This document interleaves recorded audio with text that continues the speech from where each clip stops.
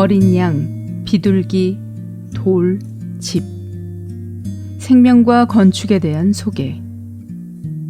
요한복음 1장 후반부의 주제는 비둘기로 상징된 성령과 함께 계시며 사람의 아들로서 하나님의 집을 건축하기 위해 믿는 이들을 돌로 만드시는 하나님의 어린 양이신 예수님이십니다. 이 주제는 5가지 주요 항목들, 어린 양, 비둘기, 돌, 하나님의 건축, 사람의 아들로 구성됩니다. 하나님의 어린 양은 구속을 위한 것이고, 비둘기는 생명의 분배와 변화와 건축을 위한 것이며, 돌은 재료이고 집은 건축이며 하나님의 건축의 실체는 사람입니다. 첫째로 사람은 어린 양에 의해 구속되며 그럴 때 비둘기에 의해 거듭나고 변화됩니다. 그 사람은 돌이 되고 이 돌은 비둘기에 의해 하나님의 집으로 건축됩니다. 어린 양의 구속하심. 예수님께서 오시는 것을 침례자 요한이 보았을 때 그는 보십시오, 하나님의 어린 양이십니다 라고 말했습니다. 예수님은 종교 운동의 위대한 지도자가 되기 위해 오지 않으셨고 세상의 죄를 없애시는 하나님의 작은 어린 양이 되시기 위해 오셨습니다. 우리는 우리를 구속하기 위해서 십자가에서 죽으시고 피를 흘리신 하나님의 어린 양이신 예수님이 필요합니다. 생명 주시는 성령인 비둘기. 요한은 그리스도를 하나님의 어린 양으로 천거했을 뿐만 아니라 비둘기가 함께 있는 어린 양으로서 천거했습니다. 어린 양은 사람의 죄를 처리하고 비둘기는 사람에게 생명이신 하나님을 가져다 줍니다. 비둘기는 크거나 거칠지 않습니다. 비둘기는 작고 유순합니다. 여기서 비둘기는 성령을 의미하며 생명 주심과 거듭남과 기름 부음과 변화와 연합과 건축을 위한 것입니다. 비둘기는 능력이나 힘을 위한 것이 아니라 생명을 위한 것입니다. 어린 양은 구속, 곧 타락된 사람을 하나님께로 회복시키기 위한 것이고, 비둘기는 생명 주심과 기름 부음을 위한 것이며 하나님의 모든 어떠하심으로 사람에게 기름 바르고 하나님을 사람에게, 사람을 하나님께로 인도하며 믿는 이들을 하나님 안에서 연합하기 위한 것입니다.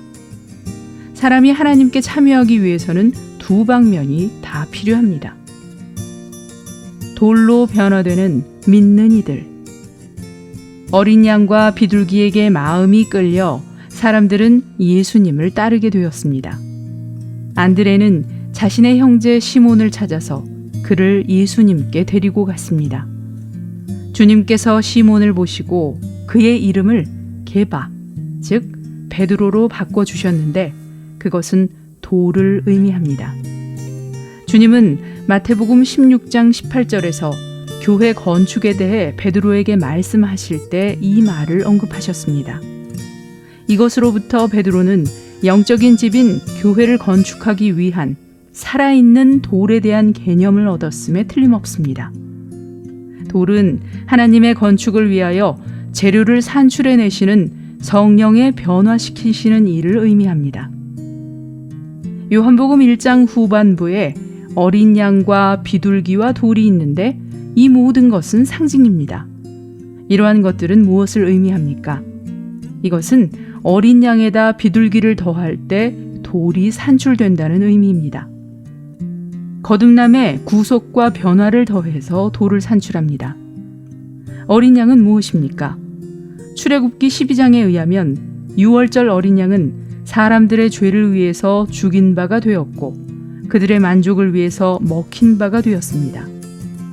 비둘기는 무엇입니까? 구약에서 비둘기는 생명의 아름다움으로 가득 찬 피조물임을 보았습니다. 이와 같이 비둘기는 인류에 도달하고 사람에게 생명을 분배하시는 성령을 나타냅니다. 사람에게 머무는 이 비둘기는 구속과 연결되어서 돌을 산출합니다. 이 돌들은 베델, 곧 하나님의 집을 건축하기 위해 있습니다. 하나님의 집, 베델의 건축을 위해서. 내가 진실로 진실로 여러분에게 말합니다. 여러분은 하늘이 열리고 하나님의 천사들이 사람의 아들 위에 오르락내리락 하는 것을 보게 될 것입니다. 고대의 유대인들은 이것이 야곱의 꿈에 대해서 말하는 것임을 알고 있었습니다.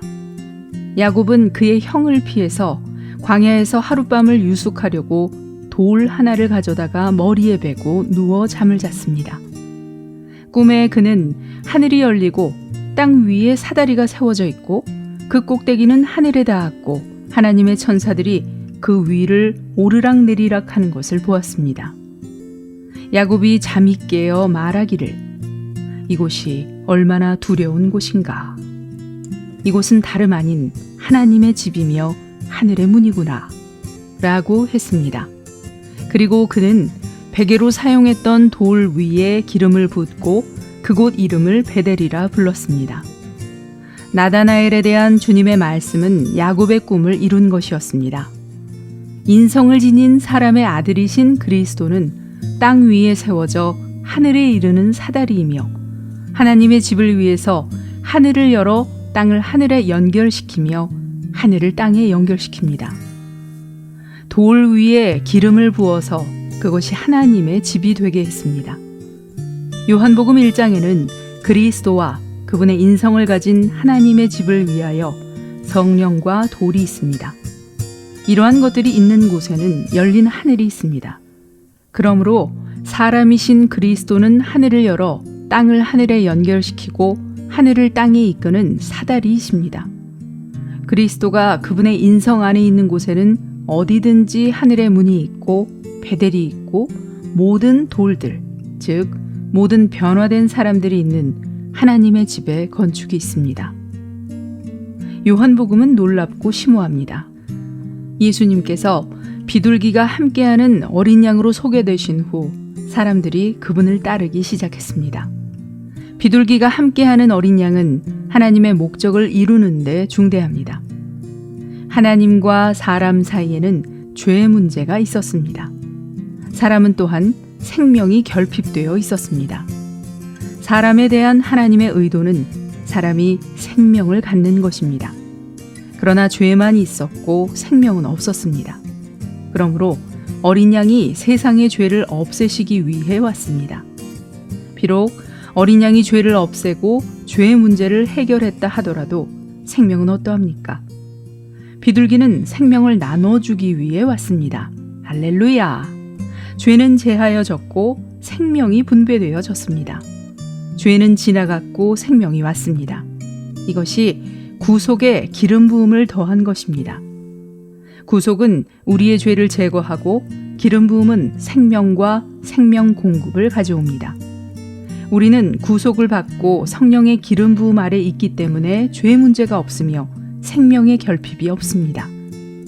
죄를 제거함과 생명 공급의 결과로 우리는 변화의 과정 안에 있습니다. 변화는 기름 붓는 성령의 역사입니다.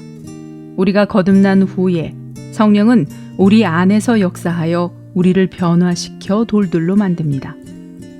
우리는 천연적인 출생에 있어서는 진흙입니다. 거듭난 후에 우리는 변화의 과정 안에 있게 됩니다. 왜냐하면 거듭나게 하는 성령이 이제는 변화시키는 성령이기 때문입니다. 우리가 변화되어 돌들이 되는 것은 하나님의 집을 건축하기 위한 것입니다. 요한복음 1장에 게시된 하나님의 집의 건축을 본 그리스도인은 극히 드뭅니다.